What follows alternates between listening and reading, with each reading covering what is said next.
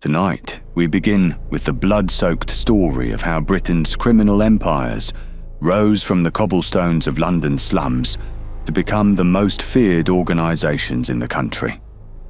We're talking razor gangs, torture chambers, and murders so brazen they happened in broad daylight, with dozens of witnesses who all suddenly developed amnesia. So before you get comfortable, take a moment to like the video and subscribe, but only if you genuinely enjoy what I do here. And let me know in the comments where you're tuning in from and what time it is for you. It's always fascinating to see who's joining us from around the world. Now, dim the lights, maybe turn on a fan for that soft background hum, and let's ease into tonight's journey together. On a grey afternoon in April 1940, at Hove Greyhound Stadium on England's south coast, two police officers approached a man in a flat cap and collarless shirt watching the dogs race. He was 61 years old, stocky, and despite his modest appearance, he had been the most feared gangster in Britain for nearly 2 decades. His name was Charles Sabini, though everyone called him Darby. And as those officers took him by the arms and led him away, the empire he had built through blood, bribes, and brutal efficiency was about to crumble forever. The charge? Being an enemy alien. Now, here's where the story gets properly absurd. Darby Sabini was born in Saffron Hill, Clerkenwell, in 1888. His mother was Scottish. He couldn't speak a word of Italian. He'd never set foot in Italy. But when Mussolini decided to throw his lot in with Hitler and Italy declared war on Britain, suddenly every person with an Italian surname became a potential 5th columnist. Darby Sabini, the man who had ruled London's underworld with an iron fist, was shipped off to an internment camp on the Isle of Man, like some bewildered tourist who'd overstayed his visa.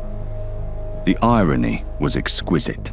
Here was a man who had bribed judges, bought police officers, and ordered the slashing of dozens of faces, being undone not by Scotland Yard, but by bureaucratic xenophobia. His own government, the one whose laws he'd spent 30 years breaking, decided he was more dangerous as an Italian than as a gangster. But to understand how far Darby Sabini fell, you first need to understand how high he'd climbed. The story begins in the cramped streets of Clerkenwell, an area known as London's Little Italy. Darby grew up in the kind of poverty that either breaks you or makes you dangerous. It made him dangerous. By 13, he'd left school and was working for a boxing promoter named Di Sullivan, learning how to spot weakness in men and how to exploit it. His reputation was forged in 1920 in a pub called The Griffin on Saffron Hill. A South London enforcer walked in, already drunk, already looking for trouble, and started insulting an Italian barmaid. The comments were crude, racial, the sort of thing men said when they thought no one would challenge them. Sabini walked over without saying a word. No threats, no posturing. Just one punch that sent the enforcer crashing to the floor, unconscious before he hit the sawdust. Word spread through the Italian community like wildfire. Here was one of their own who would protect them. Here was a man who wouldn't take abuse from outsiders. Here was someone to rally behind. Within months, young Italian men were seeking Sabini out, offering their services, their loyalty, their fists. He didn't turn them away. He organised them, disciplined them, gave them purpose. Within a year, Sabini had assembled what would become the most powerful criminal organisation Britain had ever seen. At its peak, the Sabini gang had an estimated 300 members. They imported Sicilian gunmen for the really dirty work. They had judges, politicians and police officers on their payroll, and they made their fortune from an unlikely source: horse racing. You see, in those days, gambling was only legal at racecourses. The tracks were packed with punters every weekend. tens of thousands of people from every walk of life, all desperate to put their money on a horse and dream of easy riches. And where there were punters, there were bookmakers. These weren't the corporate betting shops you see on every high street today. These were individual operators, working from pitches they'd claimed through a combination of seniority, bribery, and brute force. They carried their day's takings in leather satchels, cash money, no records, no receipts. To the criminal mind, a racecourse was a river of money flowing through an unpoliced wilderness, and Darby Sabini saw it more clearly than anyone. The Sabini gang didn't just demand protection money, though they certainly did that. They controlled the entire ecosystem. Want a pitch at Epsom, Brighton, or Kempton Park? You paid the Sabinis for the privilege. The best spots, the ones nearest the parade ring where the wealthy punters gathered, cost premium rates. Need a board to display your odds. The Sabinis sold you one. Chalk for writing? Their chalk, the little sponge to wipe the board clean between races. That cost extra. Even the bucket of water came with a price tag attached. A single race meeting at Brighton could net them £4,000 or £5,000, and that was 1920s money.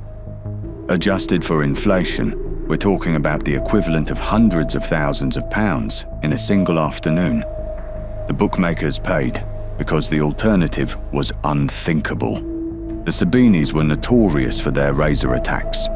One of their favourite techniques involved marking a victim for the police rather than themselves. A gang member would chalk his hand, then greet a known pickpocket like an old friend, slapping him heartily on the back. That chalk mark was a signal to the officers on the Sabini payroll who would make an easy arrest.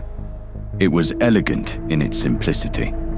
The Sabinis got credit for keeping order while the police got their statistics. Everyone was happy except the poor sod getting marched off to the cells. But for those who refused to pay, or worse, those who challenged Sabini's authority, the punishment was swift and permanent. Razor slashes to the face were their signature. A good slash would leave a man scarred for life, a walking advertisement for what happened when you crossed the Italians. The Birmingham boys found this out the hard way. Led by a man named Billy Kimber, this northern gang had been running racecourse protection rackets in the Midlands for years. When they tried to expand south into Sabini territory, war broke out. The violence was extraordinary even by gangland standards. The Battle of Epsom Road in 1921 saw 60 men armed with hatchets, hammers, and revolvers attack what they thought was a Sabini convoy near the racecourse. They got the wrong vehicle. The occupants were actually Leeds bookmakers who had nothing to do with either gang. Still, 23 Birmingham boys ended up in prison for the attack, and Kimber's organisation never recovered.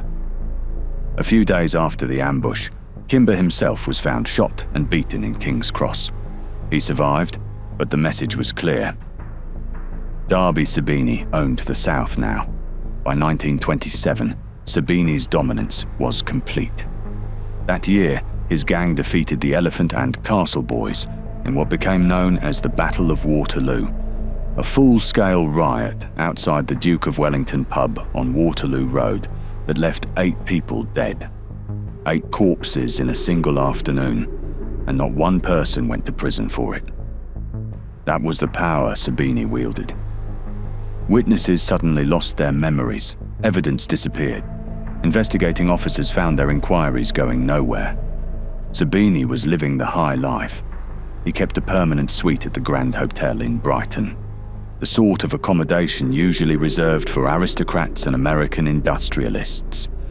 He was known as Uncle Bob to those who pleased him, a generous man who looked after women, children, the poor, and the Catholic Church. To those who didn't please him, he was something else entirely. A former associate once said that Darby stood for no liberties, which was gangster understatement for he'd have you carved up for looking at him wrong. But empires built on violence have a fatal flaw. The same brutality that creates them eventually attracts attention that even bribed officials can't ignore. In 1929, the Jockey Club and the Bookmakers Protection Association finally took measures to break Sabini's grip on the racecourses. New regulations stripped him of his control over the best pitches. His income began to shrink. Sabini adapted, shifting his focus to greyhound tracks and West End gambling clubs. But his alliance was fracturing. The Sabini gang had always been a coalition between Italian muscle and Jewish bookmakers, a partnership of mutual benefit. Then Mussolini happened. As fascism rose in Italy, anti-Semitism became fashionable in London's Italian community. The Jewish bookmakers who had been Sabini's bread and butter began to drift away. His own men started turning on each other, fighting over a shrinking pie. In 1936, disaster struck. A dispute had been brewing with Sabini's former lieutenant, Alf White, who now ran his own gang. On the 8th of June, 30 members of White's mob descended on Lewes Racecourse, armed with hatchets, hammers, and knuckle dusters. Their targets were Alfred Solomon, a bookmaker with Sabini connections, and his clerk, Mark Frater. What followed was carnage. Solomon took a blow to the head, but managed to escape. Frater wasn't so lucky. While Albert Blitz held his arms, the gang leader, Jimmy Spinks, brought a hatchet down on his skull. When Frater crumpled to the ground, the rest of the gang took turns kicking him. By some miracle, police arrived before they could finish the job. The Lewes Racecourse fracas, as the newspapers delicately called it, was the beginning of the end. 16 men were convicted, receiving sentences totaling over 43 years. The violence had become too public, too brazen. Graham Greene would later use the incident as inspiration for his novel Brighton Rock, immortalizing the razor gangs in fiction, just as they were dying out in fact. Word was that Sabini himself had been tipped off about the attack and told his men to stay away. If true, it was a tacit admission that he no longer had the power to fight back. The king was weakening, and the wolves were circling. Then came 1940 and the internment order. Sabini was released from the Isle of Man in 1941, but he returned to a world that had moved on without him. The vacuum he'd left had been filled by new players.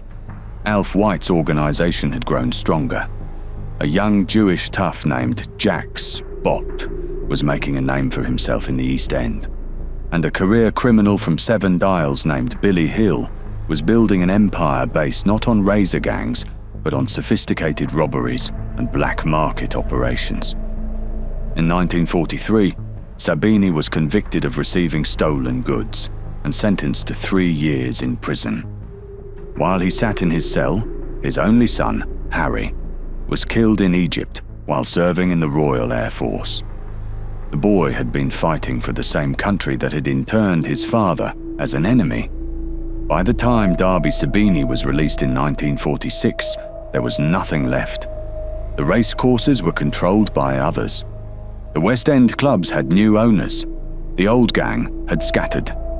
The man who had once commanded 300 razor-wielding thugs ended his days as a small-time bookmaker in Hove, running the same kind of modest operation his victims had once run. When he died on the 4th of October 1950, the newspapers barely noticed. The estate he left behind was negligible. Later, his former clerk was found to have £36,000 in cash, money believed to have been Sabini's final hidden stash. Even in death, he couldn't hold on to what he'd built. But Darby Sabini's real legacy wasn't the money or the territory. It was the template. He had shown that organised crime in Britain could be exactly that. Organised. He had demonstrated that with enough violence, enough corruption, and enough discipline, a gang could control entire industries. And he had proven that even the most powerful criminal empire could fall not to police work or judicial punishment, but to historical accident and the simple passage of time. The men who came after him learned these lessons well. As Sabini faded into obscurity, two names rose to fill the void he'd left behind. They were an unlikely pair, united by ambition and divided by temperament. Jack Spot, born Jacob Kamasho to Polish Jewish immigrants in 1912, styled himself as the protector of London's Jewish community. He'd made his reputation in 1936 at the Battle of Cable Street, where over 100,000 East Enders had blocked Oswald Mosley's fascist black shirts from marching through their neighbourhood. Spot claimed to have personally led the Jewish fighters who drove the fascists back, though the truth of his heroism was probably more complicated than his legend suggested. What couldn't be disputed was his capacity for violence. Spot earned his nickname from a mole on his cheek, but he kept it because of what he did to people who crossed him. He ran protection rackets throughout the East End, taking tribute from shops and market stalls in exchange for shielding them from both fascist intimidation and common criminals. It was a neat arrangement. Pay Jack Spot, and no one bothered you. Refuse, and Jack Spot bothered you himself. Billy Hill was a different sort entirely. Born in Seven Dials in 1911, he came from criminal stock. His family had been thieves for generations. But where Spot was a brawler who loved the spotlight, Hill was a strategist who preferred the shadows. He famously declared that only mugs do murder, a philosophy he lived by scrupulously. He would maim, certainly. His favourite technique was carving a V into his victims' faces, a signature that left no doubt about who was responsible. But killing brought too much attention, too much investigation. It was bad for business. During the war, Hill had thrived in the black market, dealing in rationed goods, forged documents, and anything else that could turn a profit in a city under siege. By the early 1950s, he had graduated to armed robbery, planning heists with the precision of a military operation. In 1952, his gang pulled off the East Castle Street postal van robbery, netting £287,000, the equivalent of over £10 million today. No one was ever arrested. For a time, Spot and Hill ruled London together, calling themselves the kings of the underworld, without apparent irony. But partnerships between ambitious criminals rarely last. By 1955, they had fallen out, and the knives came out. Literally. In May 1956, Spot was ambushed near his flat in Bayswater by a group of men, including a young thug named Frankie Fraser. They slashed his face so badly he nearly died. His wife, who tried to intervene, was slashed as well. The attack was organised by Billy Hill, who had decided there was only room for one king. Spot never recovered. He retired from crime and bought a furniture shop, then ended up working in a bacon factory, a Jewish gangster making bacon. The irony was not lost on his former associates. Hill retired too, eventually moving to a villa in Spain. He'd won, but the victory had attracted exactly the kind of attention he'd always tried to avoid. The police were watching. The newspapers were writing stories. The party was over. The vacuum left by their departure would be filled by the most famous criminals Britain has ever produced. But before we get to the craze, we need to travel south of the river to meet their rivals, a pair of brothers whose methods made even seasoned detectives turn pale. South London in the 1960s was a different world from the East End, where the craze ruled through celebrity and swagger, controlling nightclubs and courting newspaper photographers. South of the river, a quieter, darker empire was being built. Charlie and Eddie Richardson had started legitimate, or at least semi-legitimate, running a scrap metal business called the Peckford Scrap Metal Company in Camberwell.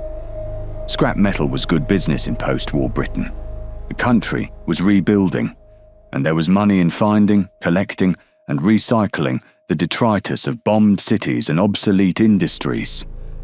But the Richardson brothers quickly discovered something. Scrap metal, with its complex chains of suppliers and buyers, its cash transactions, its minimal paperwork, was the perfect front for other activities. Why just collect metal when you could collect debts? Why just run a yard when you could run protection rackets? Why work for money when you could have money work for you? The Richardsons understood something that many criminals missed. The best rackets weren't the obvious ones, the armed robberies and bank heists that made headlines and attracted police attention. The best rackets were the ones that looked like legitimate business. Long-firm fraud became their speciality. They would set up companies, build credit, order massive quantities of goods, sell everything for cash, and vanish before the bills came due. It was elegant, profitable, and difficult to prosecute. They offered business consulting to companies that found themselves suddenly plagued by problems. Workers who wouldn't work, deliveries that went missing, accidents that weren't quite accidents. The Richardsons would arrive, sympathetic and professional, and offer to make these problems disappear. For a fee, of course. A substantial fee, and the problems would stop because the Richardsons had caused them in the first place. But what made the Richardson gang notorious, what earned them the name that still sends shivers down spines half a century later, was what happened to people who didn't pay. The Torture Gang, as they became known, operated from a warehouse in South London where debts were collected in ways that would have made the Spanish Inquisition wince. Frankie Fraser, the same man who had carved up Jack's spot in the 1950s, was their chief enforcer. He would later describe their methods with the casual air of a man discussing DIY projects, as if pulling teeth and administering electric shocks were just another day at the office. Victims were stripped naked, bound to chairs, and introduced to the Richardson specialities. There was the electric shock treatment, administered via a hand-cranked generator with wires attached to sensitive areas of the anatomy. The torturer would turn the handle slowly, watching the victim's face contort, asking questions, waiting for answers. Wrong answers meant the handle turned faster. There were the pliers, used to extract teeth one by one, starting with the molars and working forward. The victim would be made to watch as each tooth was placed carefully into a jar, a growing collection of ivory trophies. There were bolt cutters for toes, applied with surgical precision. There were 6-inch nails for hands and feet, hammered through flesh and into the wooden floor, while the victim remained fully conscious. And there was the mock trial, perhaps the most psychologically devastating of all their methods. The accused would be dragged before a kangaroo court, with Charlie Richardson presiding as judge. Charges would be read out. A verdict would be reached, always guilty. And then the sentence would be pronounced, not death, but pain. One former victim described being hung upside down and beaten with chains. Another recalled having his ears nailed to a chair while cigarettes were stubbed out on his chest. A third remembered watching his own teeth being pulled out and collected in a jar, a souvenir for the Richardsons to display.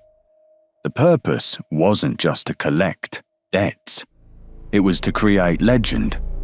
By 1965, the mere mention of the Richardson name was enough to open wallets across South London. Businesses paid protection money just to avoid the possibility of ending up in that warehouse. Debtors found money they didn't know they had. The Richardsons had weaponized fear itself. But their empire existed in uneasy equilibrium with another force across the river. The Cray twins had built their own operation in the East End, and London wasn't big enough for both.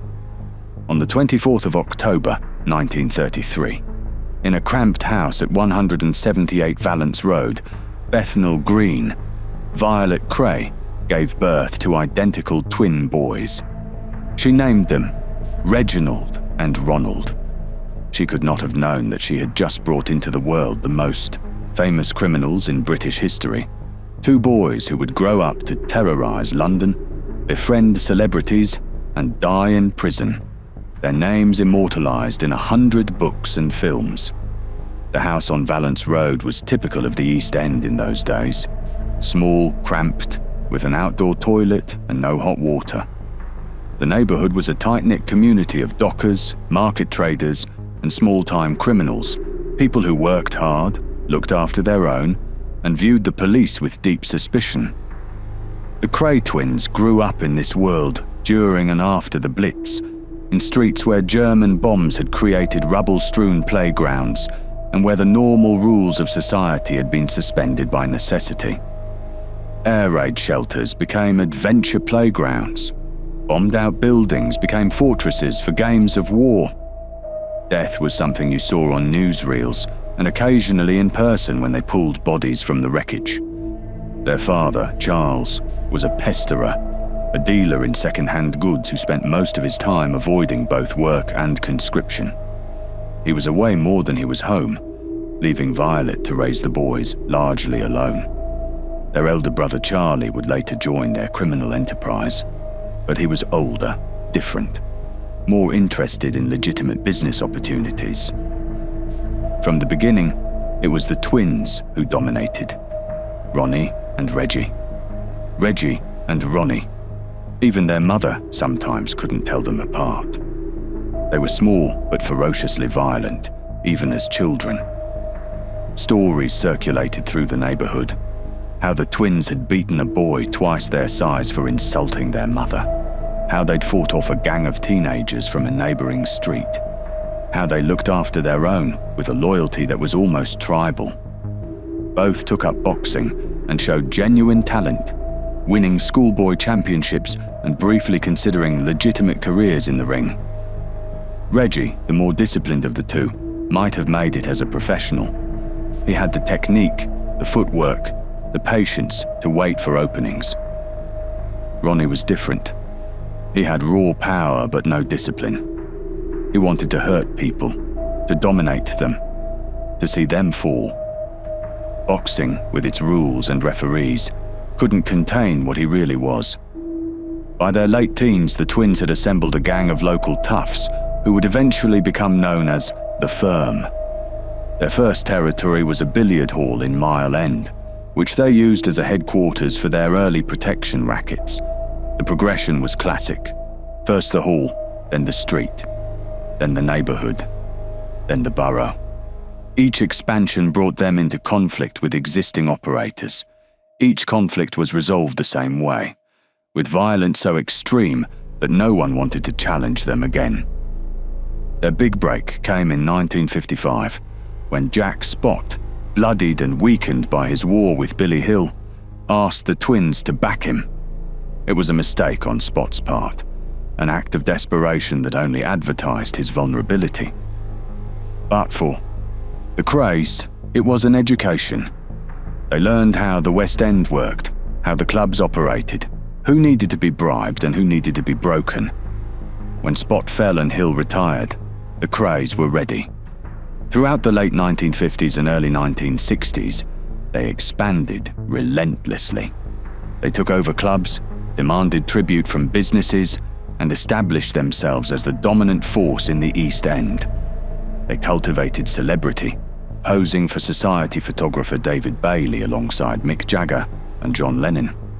They opened nightclubs where criminals mixed with aristocrats, where boxing champions drank with members of parliament.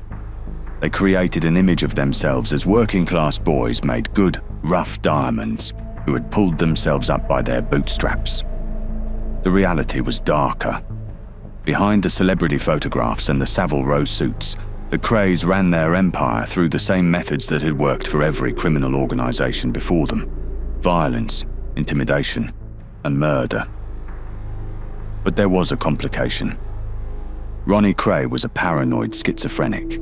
His mental illness had first manifested during national service, where his violent outbursts and erratic behavior had eventually earned him a discharge. Throughout his criminal career, he cycled through periods of relative stability and episodes of dangerous mania. He heard voices. He saw enemies everywhere.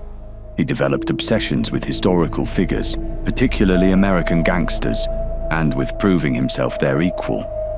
And Ronnie Kray was gay, in an era when homosexuality was not just socially unacceptable, but criminal. This combination of factors, the mental illness, the hidden sexuality, the desperate need to prove himself a man's man, created a volatility that would eventually destroy the twins' empire. The Richardson gang, with their South London territory and their growing reputation, became an obsession for Ronnie. He saw them as rivals, as threats, as an insult to his dominance. The fact that there was probably room in London for both organisations didn't matter. In Ronnie's mind, there could only be one. The 9th of March, 1966, was a cool Wednesday evening in London's East End. A light drizzle had been falling most of the day, leaving the streets slick and shining under the sodium glow of the street lamps. In the Blind Beggar pub on Whitechapel Road, a member of the Richardson gang named George Cornell was drinking quietly at the bar. The Blind Beggar was an old pub with a dark history.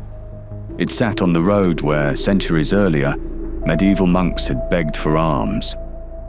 Now it served a different clientele: dock workers, market traders, and the occasional criminal who fancied a drink outside his usual territory. It wasn't a Kray pub. That was part of the problem. Cornell was 42 years old, heavy-set, with the thick neck and scarred knuckles of a man who had spent his life in violence.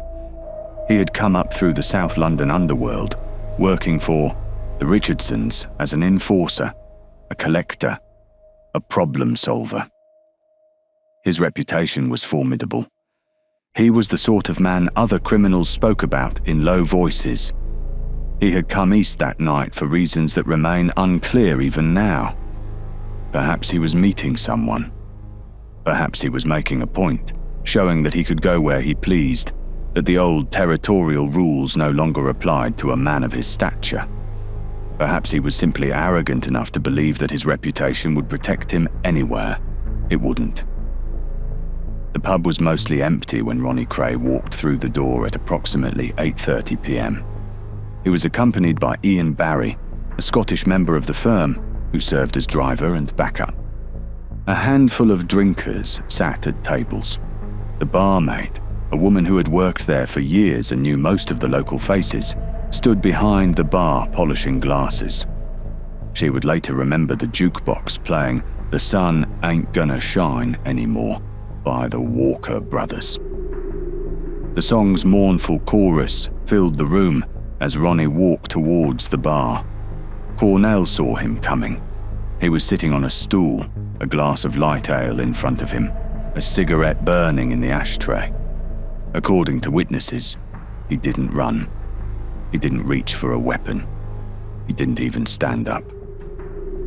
He looked at Ronnie Kray, this stocky figure in an expensive suit walking towards him with murder in his eyes, and he smiled. "Well, look who's here," he said. Those were his last words. What happened next took only seconds.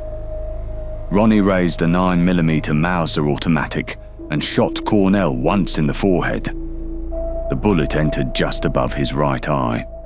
Cornell slumped forward onto the bar, blood pooling beneath his head as the Walker brothers continued their melancholy chorus. Ian Barry fired 2 shots into the ceiling, apparently for effect. Then both men walked out, got into their car, and drove away. The murder of George Cornell was, on the surface, about gang rivalry. Cornell had been present at a shooting in a Catford club called Mr. Smith's a few days earlier, where a member of the firm had been killed in a battle between the two organisations. Cornell was also rumoured to have called Ronnie a fat poof, an insult that Ronnie could never forgive. But the real reason was simpler.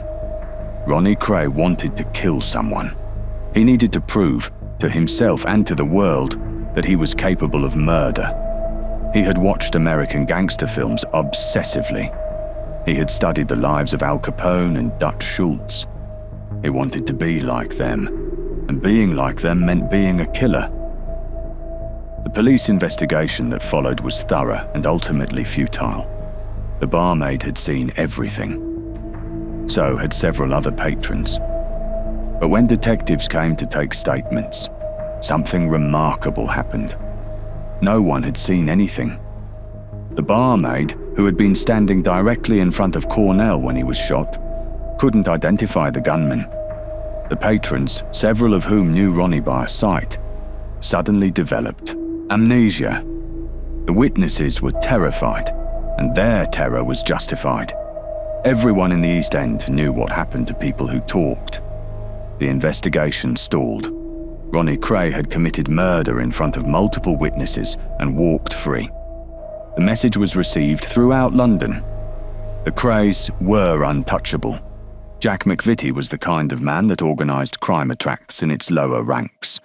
A small-time villain known universally as Jack the Hat, because he wore a hat constantly to cover his premature baldness. He was vain about it, that baldness, always adjusting the trilby, never letting anyone see what was underneath. It was a small weakness, but the Krays noticed everything. McVitie worked occasionally for the firm, running errands and handling minor enforcement tasks. He was useful in the way that expendable men are useful. He would do jobs that senior members didn't want to dirty their hands with. He would take risks that more intelligent criminals wouldn't consider. He was loud, he was unreliable, and he drank too much. He was also, fatally, disrespectful. In late 1967, the Krays gave McVitie money to kill a rival, a man who had been causing problems and needed to be removed. It was a substantial sum, an advance on a contract that any serious criminal would have honoured. McVitie took the money, and then he didn't do the job. Perhaps he lost his nerve. Perhaps he spent the money on drink and women and found himself unable to follow through. Perhaps he had never intended to do it at all, had simply seen an opportunity to extract cash from the twins with no intention of delivery. Whatever the reason, the target remained alive, and McVitie remained conspicuously absent. Then he started boasting about it in pubs. This was the unforgivable part, not the failure, which might have been overlooked or punished with a beating, but the public humiliation. McVitie was telling anyone who would listen in pubs across the East End that he'd conned the Krays out of their cash. He was laughing about it. He was making the twins look foolish. In the criminal world the Krays inhabited, reputation was everything. Their entire business model rested on fear, on the absolute certainty that crossing them would bring terrible consequences. If word spread that you could cheat the Krays and live, others would try. The carefully constructed edifice of terror would begin to crumble. 100 small-time villains would suddenly find their courage. This was unacceptable, not because of the money, which was trivial by Kray standards, not even because of the failed hit, which could be handled other ways. It was the disrespect, the public mockery. Jack the Hat had to go. On the 28th of October, 1967, the atmosphere in the Kray inner circle was dark. Reggie's wife, Frances, had died from an overdose just months earlier, and Reggie was drinking heavily, his grief curdling into rage. The twins decided that tonight was the night. They lured McVitie to a basement flat in Stoke Newington with the promise of a party. There would be women, they told him. There would be drink. There would be a good time. McVitie, never one to turn down free alcohol and female company, arrived wearing his trademark hat and an expectant smile. The smile died when he saw Reggie waiting with a handgun, Reggie pulled the trigger. The gun misfired. Click. Nothing. The cheap automatic had jammed, leaving Reggie standing with a useless weapon pointed at the man who had just realized he was about to die. McVitie, to his credit, didn't freeze. He ran for the window, trying to force his stocky frame through the gap. But he was too big, too drunk, too slow. Hands grabbed him from behind, pulling him back into the room. What followed was butchery. Reggie grabbed a carving knife from the kitchen and began stabbing McVitie in the face, the neck, the chest. The attack was frenzied, fueled by months of accumulated rage and grief. Blood sprayed across the walls, the ceiling, the faces of the men who watched. McVitie screamed, then gurgled, then went silent. By the time it was over, the body was barely recognizable as human. Members of the firm who had witnessed the killing stood in shock, covered in blood, wondering what came next. The corpse was disposed of, so efficiently that it has never been found despite decades of searching. Various theories have been proposed over the years. It was fed to pigs on a farm in Suffolk. It was buried beneath a motorway, entombed forever in concrete. It was dissolved in acid and poured down a drain. It was weighted and thrown into the sea. The truth died with the men who knew it, and the handful who survive aren't talking. Once again, the police investigation went nowhere. Once again, witnesses refused to talk. The Krays had gotten away with murder a second time, disposing of a man as casually as disposing of rubbish. But the net was closing. A detective named Leonard "Nipper" Reed had been assigned to the Kray case, and he was building something unprecedented, a case based entirely on witnesses who would agree to testify.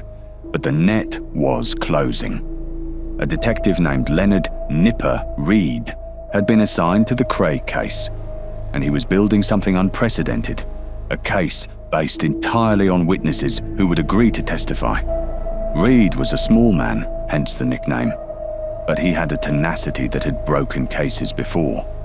He had been on the Kray file once already in 1965 and had failed. That failure had taught him lessons he wouldn't forget. The problem with investigating the Krays wasn't gathering information. Everyone in the East End knew what they did. The problem was evidence that would stand up in court. Witnesses were terrified, with good reason. Those who had spoken to police in the past had suffered for it. Some had been beaten. Some had vanished. All had learned to keep their mouths shut. Reed's approach was patient and methodical. He didn't go to the East End, where the Krays had eyes everywhere. Instead, he set up his investigation in West London, in offices where his team could work without being watched. He began approaching potential witnesses carefully, building relationships, offering protection that he could actually deliver. The key was finding people who were already so compromised that they had nothing left to lose. Former associates who had fallen out with the twins. Victims who had suffered enough that fear had transformed into hatred.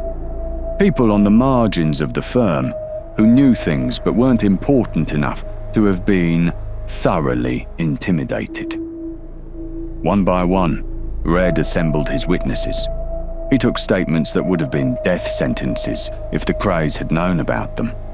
He built a case not around physical evidence, of which there was almost none, but around testimony, the accumulated word of dozens of people who had finally found the courage to speak. In May 1968, the Krays were arrested in a dawn raid that swept up most of the firm's senior members. They were in bed when the police came. Ronnie with a young man. Reggie, alone, with a bottle. Neither put up resistance. There was a strange calm to the arrests, as if everyone involved knew that a long game had finally reached its conclusion. The charges included the murders of George Cornell and Jack McVitie, as well as numerous counts of assault, extortion, and fraud. The twins denied everything. confident that the wall of silence would hold, that no one would dare testify against them in open court. They were wrong. What followed was one of the most sensational trials in British legal history. The proceedings at the Old Bailey lasted 39 days. The prosecution presented witness after witness, many of them former associates who had been persuaded to testify in exchange for protection and reduced sentences for their own crimes. They told stories of violence, of intimidation, of murders planned and executed. They described the organization of the firm, the hierarchy of fear, the casual brutality that had become normal. The defense tried to discredit them as criminals themselves, which of course they were. They pointed out inconsistencies in testimony, suggested that witnesses had been coached, implied that deals had been done to frame innocent men. But the cumulative weight of evidence was overwhelming. Too many people knew too many details. Too many stories corroborated each other. The wall of silence had finally cracked. The barmaid from the Blind Beggar, who had claimed to remember nothing in 1966, now remembered everything. She identified Ronnie Kray as the man who had shot George Cornell. She described the gun, the shot, the spray of blood. She told the court about the Walker brothers playing on the jukebox. Members of the firm who had been present at the McVitie killing gave their accounts. They described the basement flat, the failed gun, the knife, the butchery that followed. They told the court where McVitie's body might be, though it has never been found. They named names and provided dates and filled in details that only eyewitnesses could know. On the 4th of March 1969, the verdict came down.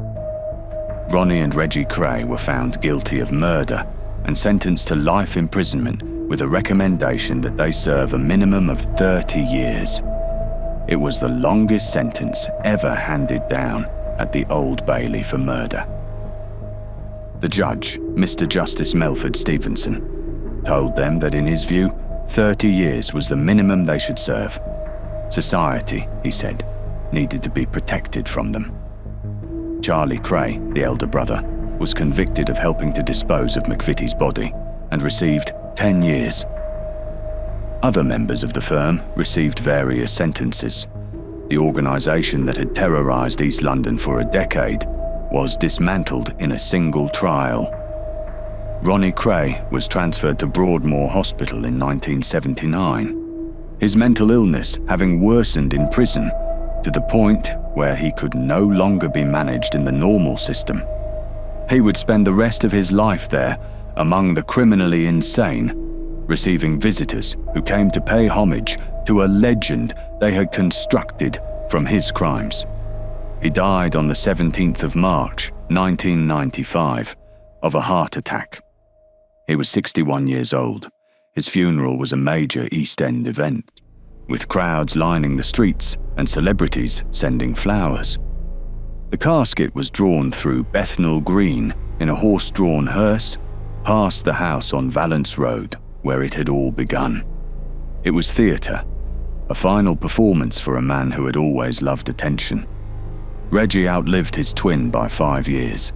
He was released on compassionate grounds in August 2000, dying of cancer just 8 weeks later.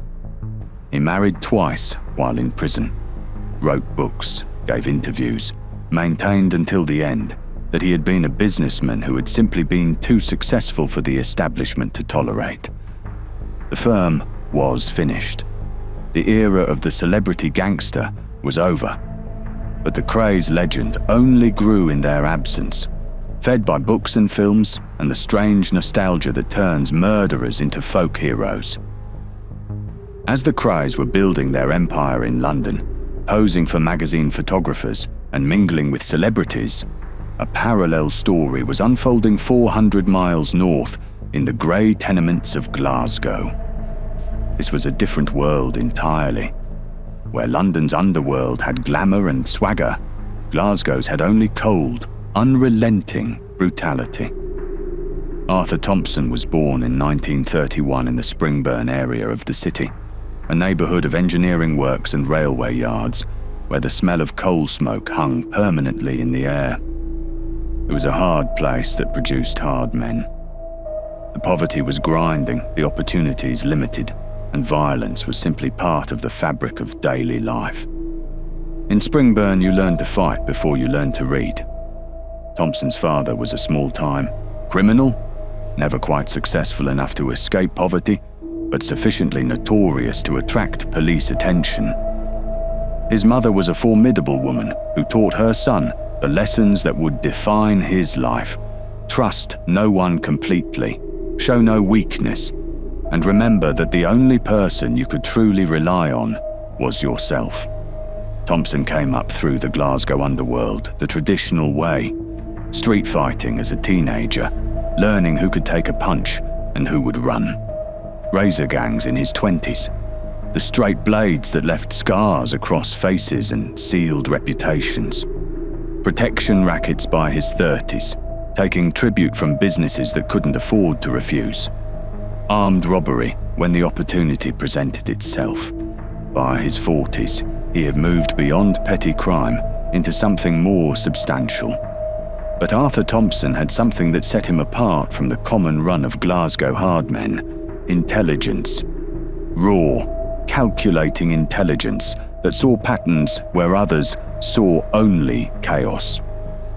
Where his contemporaries grabbed at immediate opportunities, Thompson planned. Where they made enemies carelessly, Thompson built alliances.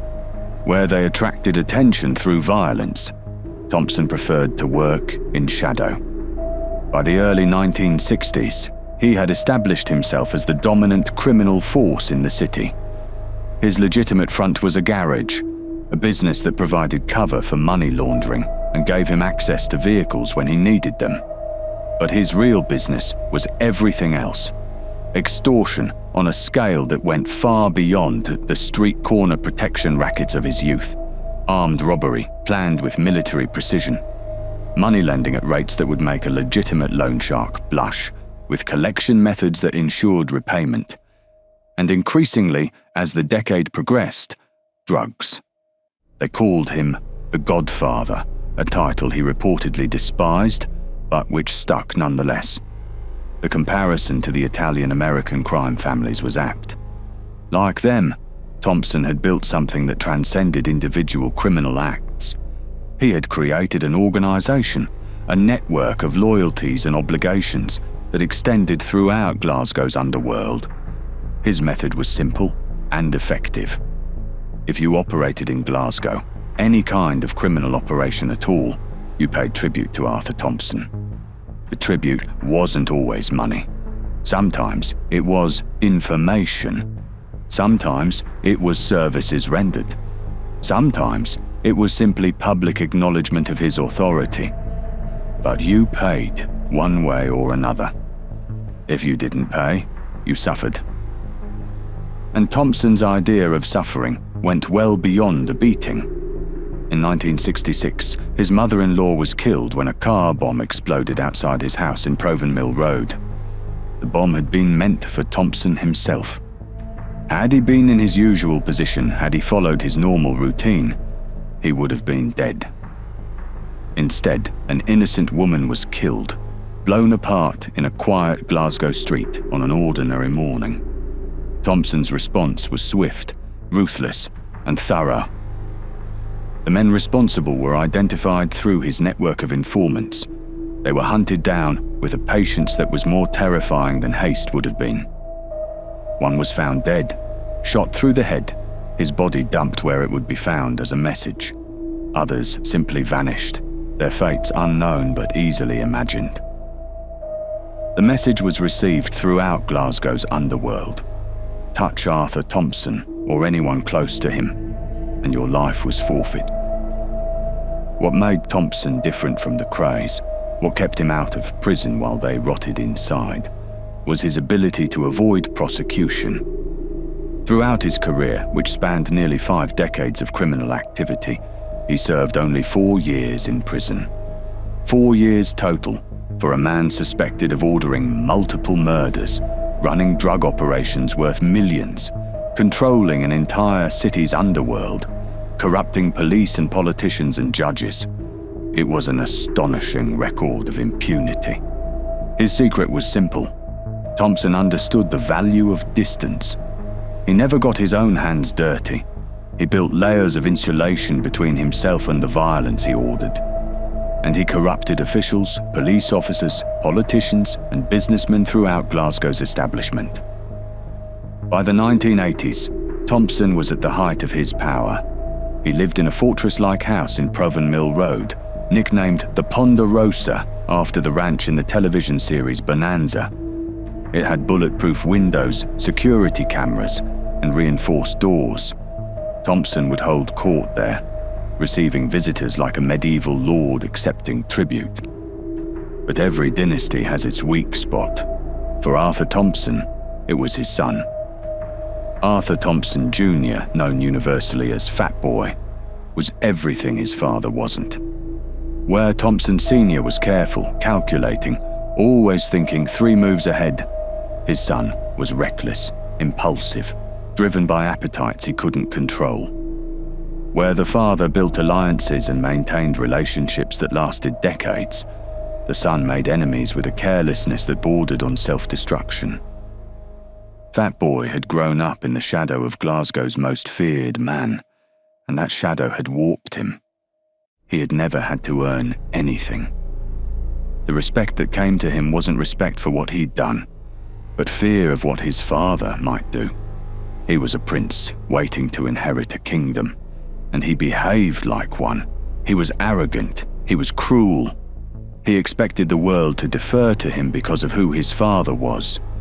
He had a talent for violence, genuine talent, the willingness and capability to hurt people that his father's organization required. But he had none of his father's subtlety. Where Thompson Sr. eliminated enemies quietly and efficiently, leaving no traces, Fat Boy preferred public displays that made him feel powerful.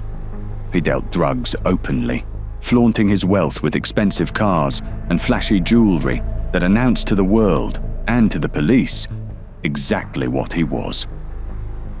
His father despaired of him, reportedly. The old man had spent decades building an empire through careful management of relationships and risks. His son seemed determined to tear it all down through sheer stupidity. The problem was that not everyone agreed that Fat Boy should inherit his father's crown. By the late 1980s, a new generation of Glasgow criminals had emerged. They were younger, hungrier, and less willing to defer to the old guard. Chief among them was Paul Ferris, a man who had worked for Thompson Sr. as an enforcer, but who had ambitions of his own. Ferris was intelligent, ruthless, and utterly unwilling to accept that his place was beneath Fat Boy's. The exact sequence of events that followed remains disputed even now. What's certain is that tensions between Fat Boy and Ferris escalated throughout 1990 and into 91. There were threats exchanged, promises of violence that both sides seemed eager to keep. There were beatings, men associated with each side attacked and hospitalized. There were rumors of contracts being put out, money offered for heads. Fat Boy made it clear that he expected Ferris to kneel or die. Ferris made it equally clear that he would do neither. The confrontation was inevitable. On the 18th of August 1991, Fat Boy attended a funeral. The deceased were Bobby Glover and Joe Hanlon, 2 associates of his who had themselves been murdered just days earlier, shot dead in a car outside a pub in the Shettleston area. Their deaths were clearly connected to the conflict with Ferris. Fat Boy went to bury his friends, perhaps knowing, perhaps not caring, that he might be next. The funeral was a major event in Glasgow's underworld. Everyone who was anyone attended, paying respects to the dead and marking their allegiance to the living. Fat Boy stood at the gravesite, accepting condolences, playing the part of the grieving friend. Then he drove home to Proven Mill Road, to the fortress his father had built. He never made it inside. As Fat Boy approached the house, gunmen opened fire. The attack was sudden, professional, exactly the kind of thing his father might have ordered on someone else. Fat Boy took multiple bullets at close range. He stumbled, fell, crawled towards the door that might mean safety. His father heard the shots. Arthur Thompson Sr. came out of his house and found his son dying on the doorstep. He cradled the boy in his arms as the life drained out of him. The godfather reduced to a grieving parent, powerless to save the one thing he truly valued. Fat Boy died there, at his father's house, in his father's arms. He was 33 years old. The Glasgow underworld held its breath. Everyone knew that Arthur Thompson would respond. The godfather could not let the murder of his son go unanswered. To do so would be to admit weakness, to invite further attacks, to surrender the authority he had spent decades accumulating. The only question was, how? Paul Ferris was arrested and charged with the murder. The trial that followed lasted 54 days, making it the longest murder trial in Scottish legal history at that point. The prosecution presented evidence linking Ferris to the killing, witnesses who claimed to have seen him at the scene, forensic details that supposedly tied him to the weapon. Ferris maintained his innocence throughout. He claimed he had been framed, that Thompson Sr. was using the legal system to eliminate a rival he couldn't reach any other way. His lawyers attacked the prosecution's evidence as circumstantial, their witnesses as unreliable or compromised. The jury, after deliberating for several days, acquitted him. The verdict was devastating for Thompson Sr. He had lost his only son and failed to avenge him through the courts. The man he believed responsible was walking free, vindicated by a jury of his peers, untouchable by the laws Thompson had spent his life circumventing. What followed was a campaign of intimidation and violence against Ferris and his associates that would continue until Thompson's death. It was conducted in the old ways, through intermediaries and cutouts, through beatings and threats and the occasional disappearance. But it achieved nothing. Ferris survived. He prospered. He wrote books about his experiences, did interviews, became a media figure of sorts. Arthur Thompson died of a heart attack on the 13th of March, 1993. He was 61 years old. Some said it was the stress of the feud that killed him. Some said it was grief for his son, a broken heart in the most literal sense. Some said it was simply the accumulated weight of decades of criminal activity finally catching up with him. His funeral was a major event in Glasgow, attended by hundreds of mourners and watched by police who photographed every face in the crowd. They were looking for his enemies, the men who might try to take advantage of his death, the rivals who might make moves now that the godfather was gone. The era of the old-style Glasgow godfather was over. What replaced it was something far more chaotic, far more violent, far more difficult for the authorities to understand or control. Thompson had ruled through fear, but he had also imposed a kind of order. Without him, the city's underworld fragmented into competing factions, each one willing to kill for advantages that Thompson would have negotiated.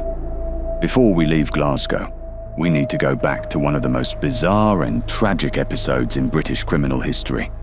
It's a story that involves ice cream vans, territorial warfare, and a miscarriage of justice that took 2 decades to correct. It sounds absurd. It was anything but. In the early 1980s, the council estates of Glasgow's East End were served by competing ice cream van routes. On the surface, this was a simple business. Vans drove through housing schemes playing cheerful jingles, selling 99s and rocket lollies and cans of fizzy juice to children who came running with coins clutched in their fists. It was wholesome. It was nostalgic. It was ice cream. But nothing in Glasgow's underworld was ever that simple. The ice cream vans were perfect cover for other merchandise. Alongside the Mr. Whippy and the chocolate flakes Certain operators were selling cigarettes at below market price, clearly fallen off the back of a lorry. They were selling alcohol to underage customers. They were selling stolen goods. And increasingly, they were selling drugs. The vans provided ideal mobile distribution points. They had regular routes that customers knew and trusted. They dealt in cash. They attracted no suspicion, just another ice cream man doing his rounds. A child buying a cone could be handed a small packet along with the change. An adult could place an order for something that wasn't on the menu. The jingle that announced the van's arrival became a signal that merchandise was available. Control of these routes was worth fighting for. The money involved was substantial, and in areas of high unemployment and few legitimate opportunities, substantial money attracted serious interest. And fight they did. Vans were vandalized, windscreens smashed, tires slashed, drivers were beaten, threatened, intimidated. Through 1983 and into 84, the violence escalated. Rival operators confronted each other in the streets. Weapons appeared. What had started as business competition became something uglier. The violence centered on a particular route in the Ruchazi and Garthamlock areas, where a young driver named Andrew Doyle was refusing to be intimidated. Doyle, just 18 years old, was working for a company that wouldn't bend to pressure. He had reported threats to the police. He had been offered money to give up his route, substantial money, and he had refused.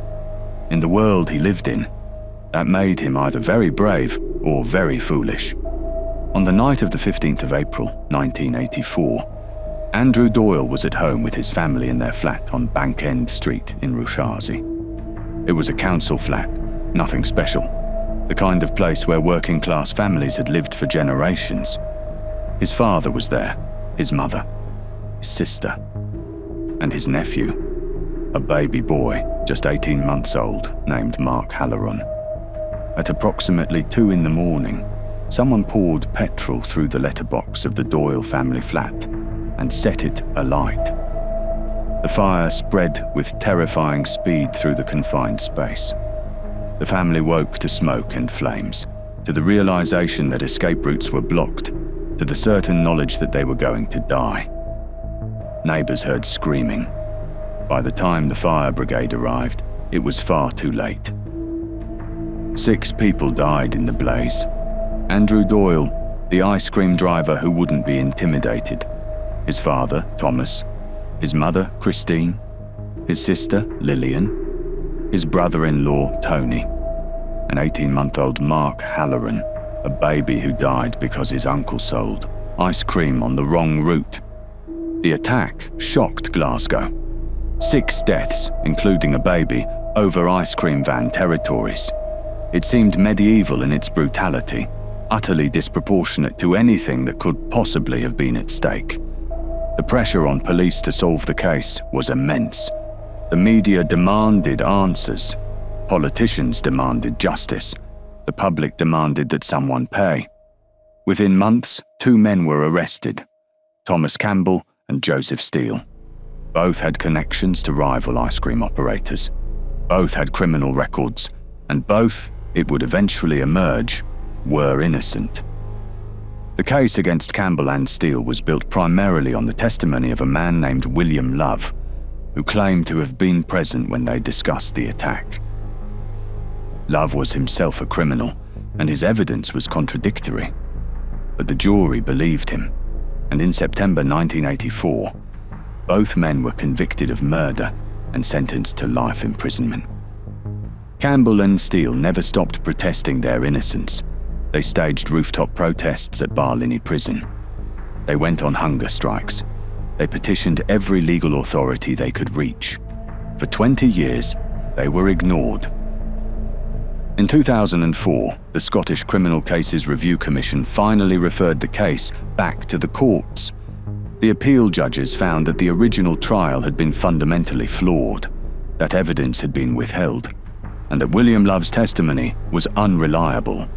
Campbell and Steele were released. They had served 20 years in prison for a crime they didn't commit. The real killers of the Doyle family have never been brought to justice. The ice cream wars, which had seemed so petty and absurd, had claimed 6 lives and destroyed 2 more. It remains one of Scotland's darkest chapters. We've covered London and Glasgow. Now we need to travel to Liverpool, a city built on maritime trade, where the docks had brought wealth and poverty in equal measure for centuries, and where a young man from the twentieth area would become the most successful drug trafficker Britain has ever produced. Curtis Warren was born on the 31st of May, 1963, in Liverpool 8, the area known as twentieth. It was a neighbourhood of Victorian terraces and council blocks, of unemployment and racial tension, of families who had worked the docks for generations and young men who saw no future in legitimate work. Just 18 years later, twentieth would burn in riots that shocked the nation. But by then, Curtis Warren was already making his own way in the world. He chose crime early. By his teenage years, he was already known to police as a runner, delivering packages for older criminals and learning the trade from the ground up. He watched. He listened. He learned who could be trusted and who couldn't, how deals were structured, how money moved through the system. He was getting an education that no school could provide. What set Warren apart from the hundreds of other young criminals in Liverpool was his intelligence. He had a photographic memory, able to recall phone numbers, addresses, complex transaction details, even lengthy conversations word for word, all without writing anything down. In an industry where written records are an invitation to prosecution, this was an invaluable gift. Warren never needed to keep notes. Everything was stored safely in his head, inaccessible to search warrants or surveillance operations. By the late 1980s, Warren had established himself as a major player in Liverpool's drug scene. He was bringing in cocaine from South America, heroin from Pakistan, cannabis from Morocco. But he had ambitions far beyond Merseyside, far beyond what any British criminal had achieved before. Warren began making contacts directly with the Colombian cartels, the men who controlled the global cocaine trade. He flew to South America, negotiated deals face to face, established himself as a reliable partner who could move product in bulk through European markets. He wasn't buying kilos, he was buying tons. He established distribution networks through Rotterdam, using the port's massive container traffic to hide his shipments among the millions of legitimate cargoes that passed through every year. He built an organization that operated across multiple countries, with cells in Britain, the Netherlands, Spain, and beyond. Each cell knew only what it needed to know. Information was compartmentalized. If one group was caught, the others remained secure. At his peak, Curtis Warren was personally worth an estimated £300 million. Interpol named him Target 1, their most wanted drug trafficker anywhere in the world. The Sunday Times Rich List included him among Britain's wealthiest people, an honour of dubious distinction that he reportedly found amusing. A working-class boy from twentieth, richer than aristocrats and industrialists, all from selling what people weren't supposed to buy. His Liverpool operation was run with corporate efficiency that would have impressed a Fortune 500 company. Warren insisted on professionalism from his associates. No flashy cars, no conspicuous jewellery, no nightclub appearances that might attract attention. Violence was a last resort, bad for business and likely to bring police heat. The drugs moved smoothly. The money flowed back through a labyrinth of offshore accounts and legitimate businesses, and Warren lived modestly, avoiding the lifestyle that had brought down so many before him. But even the most careful criminals make mistakes. Warren's came from a combination of hubris and circumstance.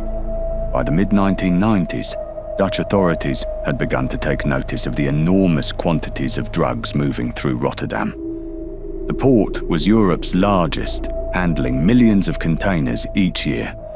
But even within that vast flow of legitimate commerce, The scale of Warren's operations was attracting attention. In October 1996, Dutch police arrested Warren in the Netherlands following a 2-year surveillance operation.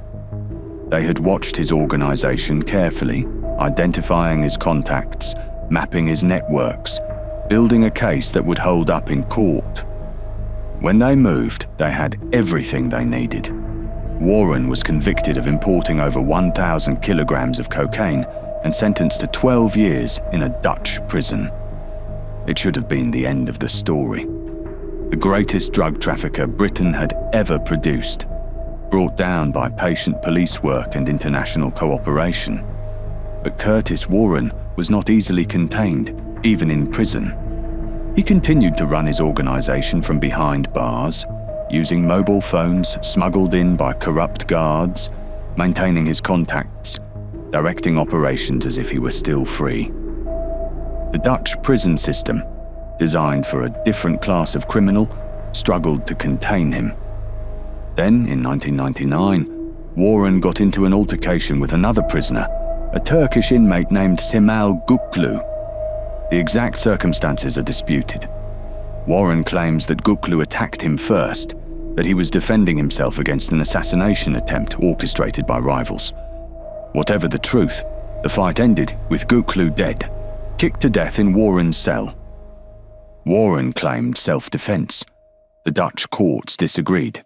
He was convicted of manslaughter and received an additional 4 years on top of his existing sentence. The man who had prided himself on avoiding violence, who had built his empire on efficiency rather than brutality, was now a convicted killer. He was eventually released from the Dutch prison in 2007 and immediately deported back to Britain. He was 44 years old, having spent 11 years in prison. His former associates had moved on or been arrested themselves. His networks had been dismantled.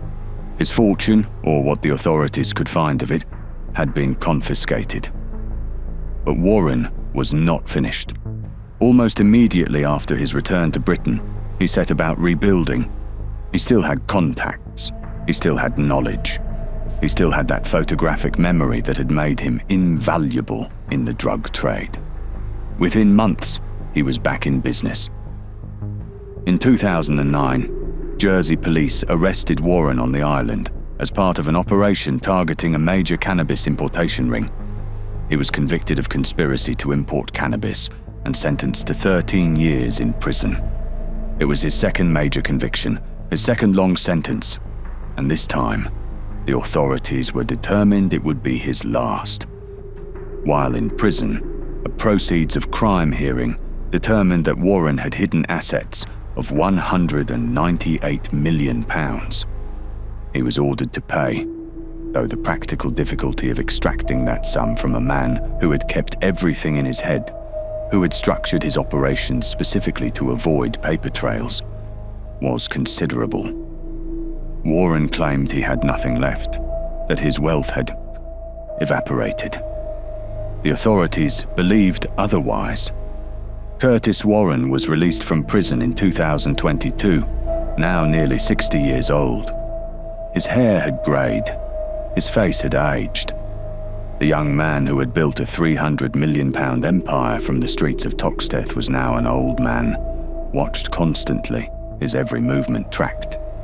He remained subject to a serious crime prevention order, one of the most restrictive ever issued in Britain. The conditions read like a prescription for permanent surveillance. He cannot own more than one mobile phone. He cannot travel abroad without permission. He cannot possess more than £1,000 in cash at any time.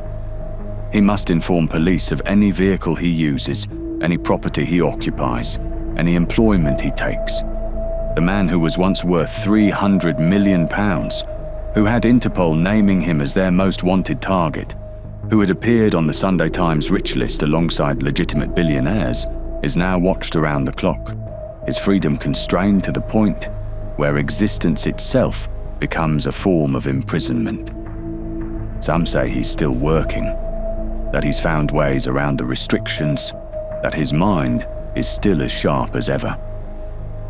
Others say he's finished, a relic of a different era, his methods obsolete in a world of encrypted communications and international law enforcement cooperation. Whatever the truth, Curtis Warren stands as perhaps the most successful drug trafficker Britain has ever produced, and he has paid for that success with decades of his life, with his freedom, with the certainty that every remaining day will be spent under the watchful eye of authorities who will never forget what he was capable of. It is perhaps the price of being the best at what he did. If you want to understand why Glasgow remains Britain's most violent city, why the drug trade there seems more personal and more brutal than anywhere else in the country, you need to know about the feud that won't die. The Lyons and Daniel families have been at war for over 2 decades, not a cold war of occasional skirmishes, but a hot, bloody conflict that has claimed dozens of lives and shows no sign of stopping. It is perhaps the longest-running gang war in British criminal history, and its end is nowhere in sight. The origins of the conflict are murky, rooted in disputes over drugs, territory, and respect that go back to the late 1990s. The Lyons family, led by various members including the notorious Eddie Lyons Sr., controlled large swathes of the drug trade in Glasgow's north side. Their operation was sophisticated by Glasgow standards, with supply lines stretching to Manchester and beyond, with distribution networks that covered entire housing schemes, with profits that ran into millions each year. The Daniel family, centered around clan patriarch Jamie Daniel, held similar sway in the city's south side. They had their own connections, their own networks, their own ways of doing business. For years, the two families coexisted in uneasy equilibrium, an unspoken understanding that north was north and south was south. Then, in 2001, something snapped. The exact trigger is disputed even now. Perhaps it was a drug deal gone wrong, money owed and not paid. Perhaps it was a personal insult, the wrong word to the wrong man at the wrong moment. Perhaps it was simply the inevitable friction between two powerful organizations competing for a market that wasn't big enough for both. What followed was carnage. The violence began with beatings and escalated from there. Shootings, stabbings, petrol bombs through letterboxes, cars rammed off the road, bodies found in ditches and dumped in car parks. The rules that had governed Glasgow's underworld, such as they were, ceased to apply. Women and children became legitimate targets. Homes became battlegrounds. Nowhere was safe. Kevin Carroll, a senior member of the Daniel faction, was one of the most feared men in Glasgow. Nicknamed Gerbil for reasons lost to history, he had a reputation for violence that made even hardened criminals nervous. He was the sort of man who looked for reasons to hurt people, who enjoyed the fear he generated, who slept soundly after nights of brutal work. On the 13th of January, 2010, Carroll drove to the Asda supermarket in Robroyston, a retail park on the northern edge of Glasgow.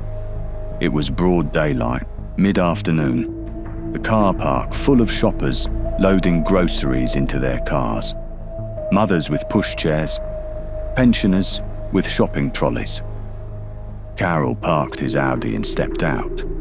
Two men approached him. They were carrying handguns. They opened fire without hesitation, in full view of dozens of witnesses, in the mundane setting of a supermarket car park. Carroll took 13 bullets at close range. He died where he fell, his blood pooling on the tarmac beside a shopping trolley bay. The killers walked back to their car and drove away. They were never caught. The message was received throughout Glasgow's underworld. The Lyons family had struck back in the most public and humiliating way possible. They had killed a senior Daniel figure in broad daylight and gotten away with it. The rules, whatever they had been, no longer existed. The Daniels retaliated. The Lyons struck back. Bodies accumulated with a regularity that became almost routine. Young men who had barely started shaving were recruited, armed with whatever weapons could be obtained, and sent out to kill or be killed. They were expendable, these young men, foot soldiers in a war they barely understood, fighting for causes that meant nothing to anyone except the patriarchs who sent them. The police struggled to contain a conflict that seemed to have no rules and no limits. Intelligence operations were launched, surveillance teams were deployed, arrests were made, but the violence continued. Every time a key figure was imprisoned, someone else stepped up to take his place. The Darkui feud had developed its own momentum, feeding on itself, generating fresh grievances with every death. In 2025, the war claimed 2 more victims. Eddie Lyons Jr. and Ross Monaghan, both connected to the Lyons organization, were shot dead in Spain. They had gone abroad, presumably seeking respite from the violence of Glasgow, perhaps believing that the sunny beaches of the Costa del Sol were beyond the reach of their enemies. They were wrong. The killers had followed them from Glasgow, tracked them to their location, waited for the right moment. The murders sent a clear message. There was no escape. Not in Glasgow, not in Spain, not anywhere. The feud would follow you wherever you went. The Lyons-Daniel War is not a story with an ending, at least not yet. It continues today, mutating and spreading, drawing in new generations while the original combatants age or die or go to prison. Sons take up the fights of their fathers. Nephews avenge uncles they never knew. The grievances multiply, the blood debts accumulate, and the killing goes on. It is a reminder that organised crime in Britain is not just history, not just something that happened in the glamorous past of the Crays and the Richardsons. It is ongoing, violent, and apparently insoluble. The men who fight these wars do not wear sharp suits or pose for magazine photographers. They live in council flats and drive ordinary cars and look like anyone else you might pass on a Glasgow street. But they kill with a casualness that would have shocked even the most hardened of their predecessors. We end where we should end, with the victims. Because for all the celebrity gangsters and their sharp suits, for all the prison memoirs and the guided tours of their old haunts, the truth of organised crime is measured in grief. On the 22nd of August 2007, an 11-year-old boy named Rhys Jones was walking home from football practice in Croxteth, Liverpool. It was a warm evening, the last days of summer holiday before school started again. He was wearing his Everton kit, blue and white, the colours of his team. He was thinking about the new school year, about seeing his friends, about the normal things that fill the minds of 11-year-old boys. Rhys lived with his parents, Stephen and Melanie, and his older brother Owen. By all accounts, he was a happy child, football mad like most boys his age, doing well at school, looking forward to growing up. He had his whole life ahead of him. The Fir Tree pub in Croxteth was a neighbourhood local, the kind of place where regulars gathered most evenings. On this night, some young men associated with a gang called the Strand Gang were hanging around in the car park. They weren't doing anything in particular, just being there, just existing in a postcode that wasn't their own. Sean Mercer was 16 years old and a member of the Croxteth crew, a rival gang engaged in an ongoing feud with the Strand. The feud was about nothing and everything: territory, respect, the endless cycle of insult and retaliation that defines gang warfare at its most pointless. At approximately 7:30 p.m, Mercer cycled into the car park of the Fir Tree pub on a bicycle, his face covered. He pulled out a Smith & Wesson .455 revolver, a weapon that had passed through multiple criminal hands before reaching his. He aimed at the Strand members and opened fire. He was not a good shot. None of his bullets hit their intended targets. One of them missed entirely, travelling across the car park, over the low wall, and into the body of a child walking home from football practice. The bullet hit Rhys Jones in the neck, severing his jugular vein. The boy collapsed on the tarmac, his Everton kit turning red. His mother, who had been waiting nearby to pick him up, heard the shots and came running. She found her son lying in a spreading pool of blood, his eyes already glazing over. Melanie Jones cradled her dying child as witnesses stood frozen, unable to comprehend what they had witnessed. Some called for ambulances, others simply stared. A few, seeing a woman holding a bleeding boy, assumed it was some kind of accident and walked past. Rhys Jones was pronounced dead at Alder Children's Hospital less than an hour later. He was 11 years old. He had done nothing wrong. He had simply been in the wrong place when a teenage gangster decided to prove himself. The murder of Rhys Jones shocked Britain in a way that adult gangland killings never could. This wasn't a criminal being killed by other criminals in some underworld dispute that ordinary people could ignore. This was a child, an innocent, murdered for nothing more than being in the wrong place at the wrong moment. His face was on every newspaper, every news broadcast. His grieving parents became nationally known figures overnight. The investigation that followed revealed the full horror of Liverpool's gang culture. Mercer was a member of the Croxteth crew, one of dozens of youth gangs that had turned the city's estates into battlegrounds. These weren't organised crime operations in the traditional sense, not like the Krays or the Richardsons with their hierarchies and their business interests. They were loose affiliations of teenagers and young men, armed with guns they barely knew how to use, killing each other over postcodes and perceived slights. The Croxteth crew and the Strand gang had been feuding for years. Nobody could remember exactly why. There had been stabbings, shootings, beatings. Young men on both sides had been injured, some killed. And now an 11-year-old boy was dead because he walked past a pub at the wrong moment. Mercer fled the scene and went into hiding, protected by his associates and family members who helped him dispose of evidence and establish alibis. The wall of silence that had protected gangsters since the days of Derby Sabini held firm in Croxteth. Everyone knew who had done it. Nobody would talk. But this time, the pressure was too great. The national attention, the public outrage, the resources being poured into the investigation made it impossible for Mercer to stay hidden forever. Witnesses were slowly persuaded to cooperate. Phone records were analysed. Forensic evidence was gathered. Piece by piece, the case came together. Sean Mercer was arrested and charged with murder.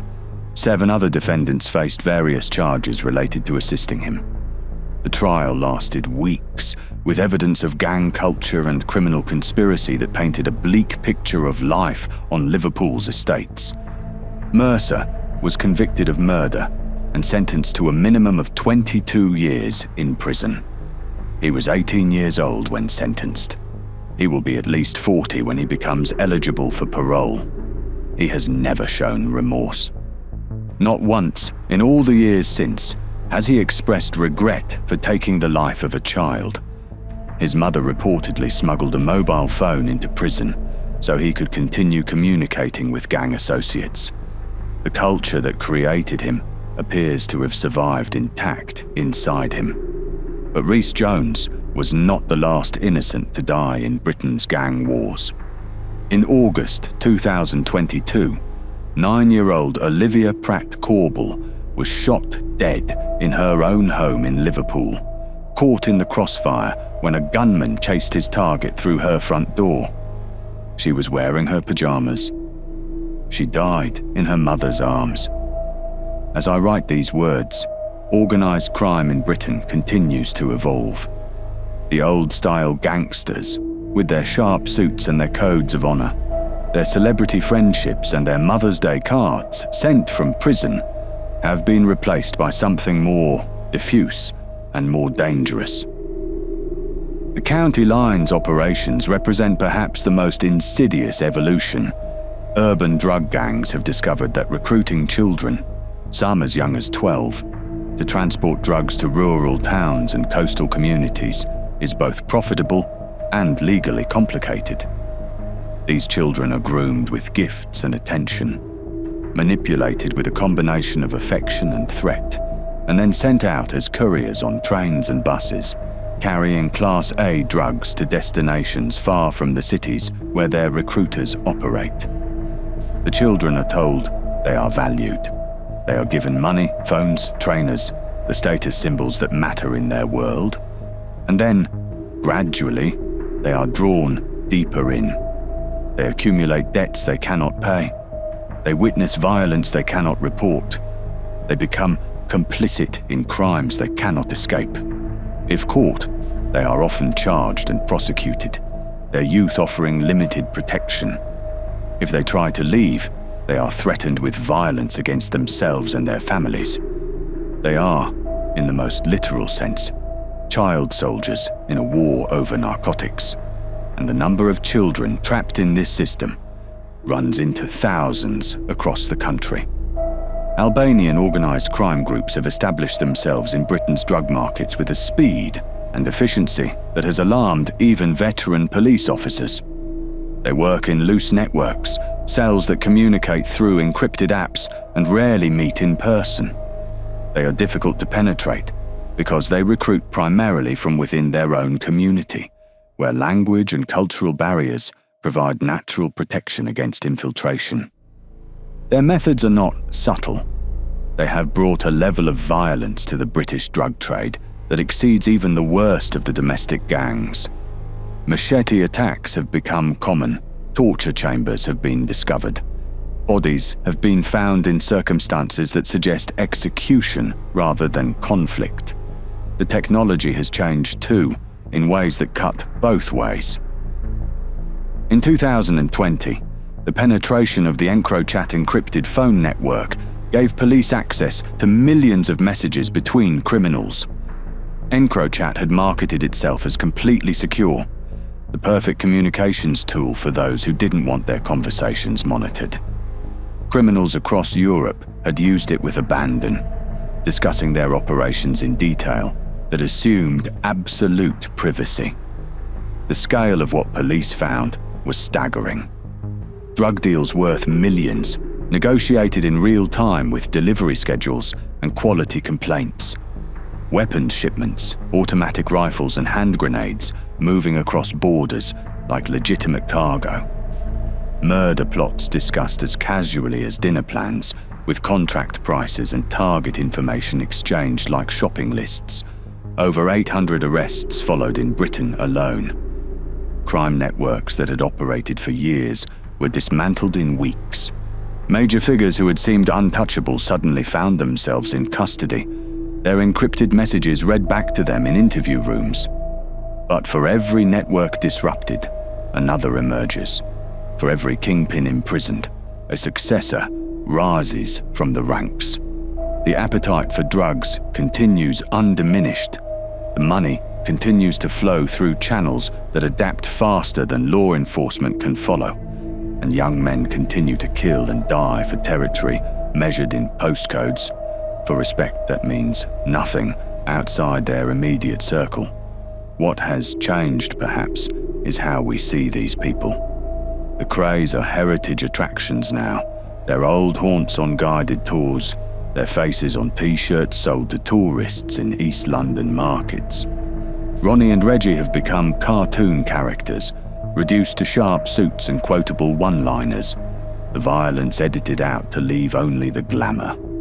Graham Greene's Pinky, inspired by the Razor Boys of the Sabini era, has become a cultural icon, portrayed on screen as a figure of tragic romance, rather than the vicious little thug he was written to be.